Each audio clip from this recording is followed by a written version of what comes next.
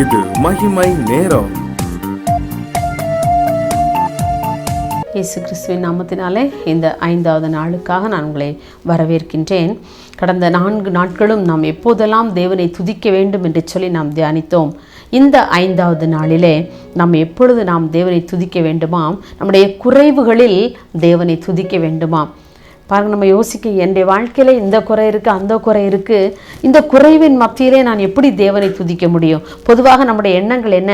எல்லாம் நிறைவாக இருக்கும் பொழுது, நமக்கு ஆண்டவர் ஒரு ஆசீர்வாதத்தை தரும் பொழுது நம்ம உடனே என்ன செய்கிறோம்? ஆண்டவருக்கு நன்றி செலுத்துகிறோம், ஸ்தோத்திர பலியிடுறோம். நம்முடைய வாழ்க்கையிலே நம்முடைய குடும்பத்தில் ஒரு குழந்தை செல்வம் வந்துவிட்டால் ஒரு நன்றி பலி செலுத்துகிறோம், ஒரு ஸ்தோத்திர பலி இடுகிறோம் இல்லையா? ஆனால் வேதம் சொல்லுது, குறைவுகளில் நாம் அவரை துதிக்க வேண்டுமாம். அப்படி குறைவுகளில் தேவனை துதித்த மனிதர்களுடைய ஆசீர்வாதங்களை பற்றி தான் நாம் இப்போது தியானிக்க இருக்கின்றோம். பாருங்கள், யோவான் 6ஆம் அதிகாரம் 11ஆம் வசனத்தில் இவ்வாறு வாசிக்கின்றோம். இயேசு அப்பங்களை எடுத்து ஸ்தோத்திரம் பண்ணி சீஷரிடத்தில் கொடுத்தார். பாருங்க, இங்கே ஆண்டவர் அந்த குறைவை எடுத்து ஸ்தோத்திரம் பண்ணுவதை குறித்து நாம் பார்க்கலாம். அந்த திபேரியா கடலினுடைய அக்கறையில் இருக்கிற அந்த மலையிலே அவ்வளோ நேரம் திபேரியா கடல்லாம் அமர்ந்து அந்த படகுல உட்காந்து மற்றவங்களுக்கெல்லாம் போதகம் பண்ணிட்டு அந்த கடலுக்கு அந்த சைடில் இருக்கிற ஒரு பெரிய மலையில் மேலே ஏறி உட்கார்றாரு. அவருடைய சீஷரும் அவரோடு கூட போகிறாங்க. எல்லாரும் சம்பாஷித்துக்கிட்டு இருக்கிறாங்க. அந்த மலையில் உட்காந்து அப்படியே இயேசு பார்த்துட்டே இருக்கிறாரு. திரளான ஜனங்கள் அப்படியே கூட்டமாக அவரை தேடி ஓடி வந்துக்கிட்டே இருக்கிறாங்க.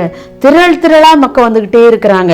பாருங்கள், தங்களுடைய குறைவு நிறைவாகணும், நோய் குணமாகணும், தன்னுடைய தேவைகள் எல்லாம் சந்திக்கப்படணும், இப்படி பலவிதமான எண்ணங்களோடு தன்னுடைய வாழ்க்கையின் குறைவுகள் எல்லாம் நிறைவாக வேண்டும் என்று சொல்லி மக்கள் திரளாக அவரை தேடி வந்து கொண்டே இருக்கிறாங்க.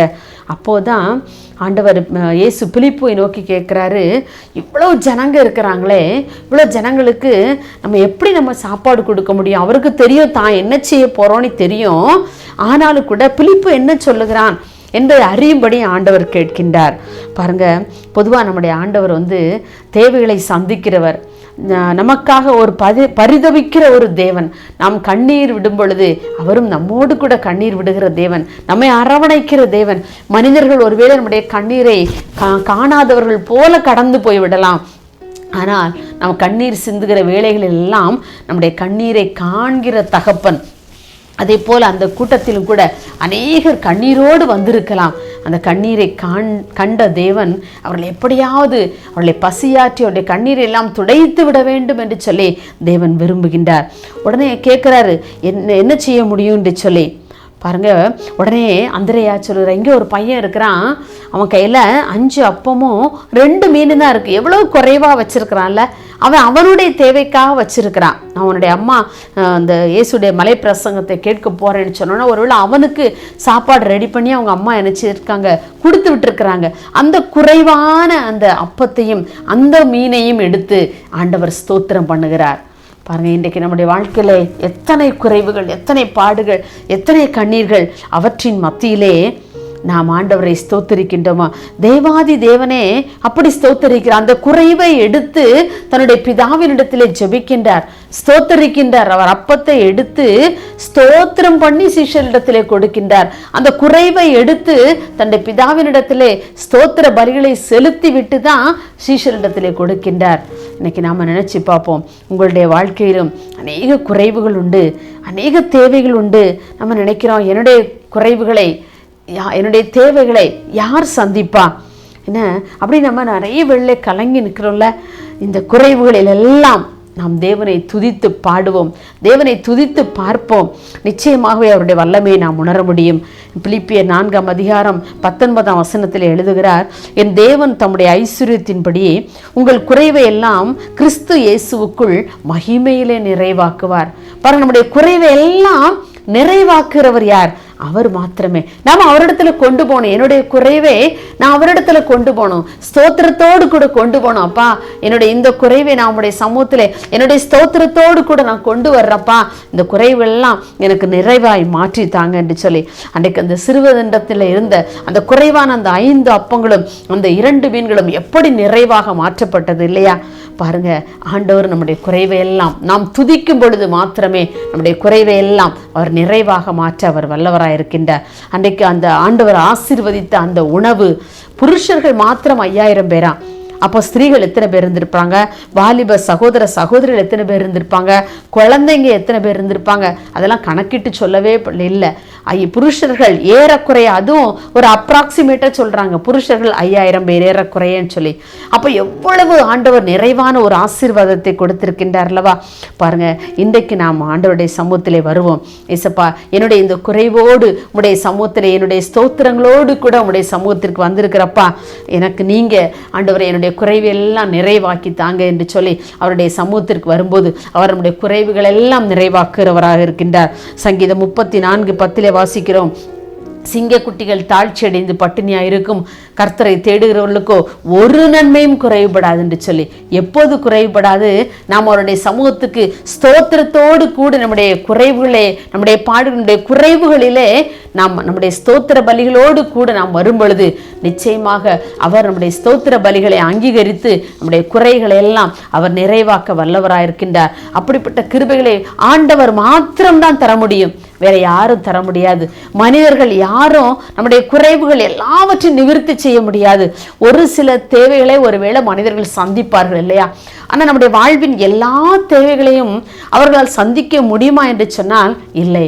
ஆனால் நம்முடைய ஆண்டவராகிய இயேசு கிறிஸ்து மாத்திரமே நம்முடைய எல்லா தேவைகளையும், நம்முடைய எல்லா குறைவுகளையும் அவர் சந்திக்க வல்லவராயிருக்கிறார். எப்பொழுது? துதிக்கும் பொழுது. இன்றிலிருந்து உங்களுடைய வாழ்க்கையிலே துதிக்க பழகுங்கள். உங்களுடைய குறைவுகளிலே நீங்கள் ஆண்டவரை துதிக்க பழகுங்கள். நீங்கள் துதிக்க பழகும் பொழுது உங்களுடைய வாழ்க்கையிலே நிறைவான ஆசீர்வாதம் கிடைப்பதை நிச்சயமாக நீங்கள் உணர்வீர்கள். என்னுடைய வாழ்க்கையிலே நான் அதை உணர்ந்து அதை அனுபவித்ததுனாலே இன்றைக்கு உங்களோடு கூட பேசிக்கொண்டு இருக்கிறேன். என்னுடைய அநேக குறைவுகளில் இருந்து நான் ஆண்டவரை துதிக்க துதிக்க என்னுடைய வாழ்க்கையிலே ஆண்டவர் நிறைவான காரியங்களை அருளி செய்ததுனாலே இன்றைக்கு உங்களோடு கூட நான் தைரியமாய் பேசிக்கொண்டிருக்கின்றேன். எந்த விஷயத்தில் நீங்கள் குறைவுள்ளவர்களாக இருக்கின்றீர்கள்? ஒருவேளை ஞானத்தில் குறைவுள்ளவர்களாக இருக்கின்றீர்களோ, அல்லது ஐஸ்வர்யத்திலே குறைவுள்ளவர்களாக இருக்கின்றீர்களோ, அல்லது ஆண்டவருக்கு பயப்படுகிற பயத்திலே நீங்கள் குறைவுள்ளவர்களாக இருக்கின்றீர்களோ, எப்படிப்பட்ட குறைவுள்ளவர்களாக இருந்தாலும் சரி ஆண்டவருடைய சமூகத்துக்கு ஸ்தோத்திரத்தோடு கூட ஓடி வாருங்கள். உங்கள் ஸ்தோத்திர பலிகளை அவருக்கு நேராக செலுத்துங்கள். நிச்சயமாகவே அவர் உங்களுடைய குறைவுகளை எல்லாம், என் தேவன் தம்முடைய குறைவுகளை எல்லாம் அவர் நிறைவாக்க அவர் வல்லவராக இருக்கின்றார். நாம் ஒரு நிமிஷம் அவருடைய சமூகத்திலே முழங்கால் படிட்டு, ஆண்டவருடைய என்னுடைய குறைவுகளோடு கூட, என்னுடைய ஸ்தோத்திர பலிகளோடு கூட உங்களுடைய சமூகத்தில் வந்திருக்கிறேன், என்னை நீங்கள் ஏற்றுக்கொள்ளுங்க என்று சொல்லி அவருடைய சமூகத்துக்கு வருவோமா? நேசிக்கிற அன்புலே சாமி, இந்த அருமையான இந்த 5ஆம் நாளின் காலை வேளைக்காக உண்மை நன்றியோடு துதிக்கிறப்பா, உண்மை ஸ்தோத்திரிக்கிறோம் ஐயா. ஆண்டவரே, எங்களுடைய குறைவுகளிலே நாங்கள் உண்மை துதிக்கும்படியான ஆண்டவரே கிருபைகளை எங்களுக்கு நீங்கள் தரும்படியாக ஜெபிக்கிறோம். இந்த நாளில் நாங்கள் அருமையான அந்த பாடத்தை நாங்கள் கற்றுக்கொண்டோம் ஐயா. இத்தனை நாட்களும் எங்களுடைய குறைவுகளை எண்ணி எண்ணி எண்ணியே ஆண்டவரே நாங்கள் மனம் சலித்து போனவர்களாக இருந்த நாட்கள் உண்டு ஆண்டவரே. எங்கள் குறைவுகளிலெல்லாம் உம்மை குறை சொல்லுகிறவர்களாக இருந்த நாட்கள் உண்டு ஆண்டவரே. குறைவுகளிலெல்லாம் உம்மை துதிக்காத நாட்கள் இருந்ததுண்டு சாமி. ஆண்டவரே, இந்த நாள் முதல் அப்பா எங்களுடைய குறைவுகளிலே உம்மை நாங்கள் துதிக்க நாங்கள் கற்றுக்கொண்டோம் ஐயா.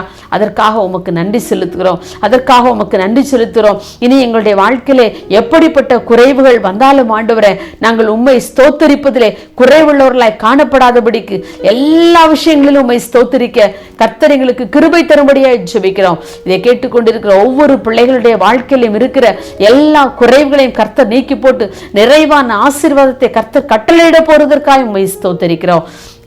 5 அப்பம் 2 மீனை கொண்டு எவ்வளவு 1000 பேரை நீ சந்தித்தீங்க. அப்படியே இந்த நாளிலும் உடைய வல்லமை குறுகி போகலப்பா. யாருடைய என்னென்ன குறைவுகள் எல்லாம் உடைய சமூகத்துக்கு நேராக கொண்டு வருகிறார்களோ அந்த ஸ்தோத்திர பலிகளோடு கூட வருகிற ஒவ்வொரு பிள்ளைகளுடைய வாழ்க்கையிலும் கர்த்தர் அற்புதங்களையும் அதிசயங்களையும் நடப்பிக்குமாறு நாங்கள் ஜெபிக்கிறோம். அப்படியே நீங்கள் செய்கிறதற்காய் நன்றி. இயேசுவின் நாமத்தில் பிதாவே, ஆமேன்.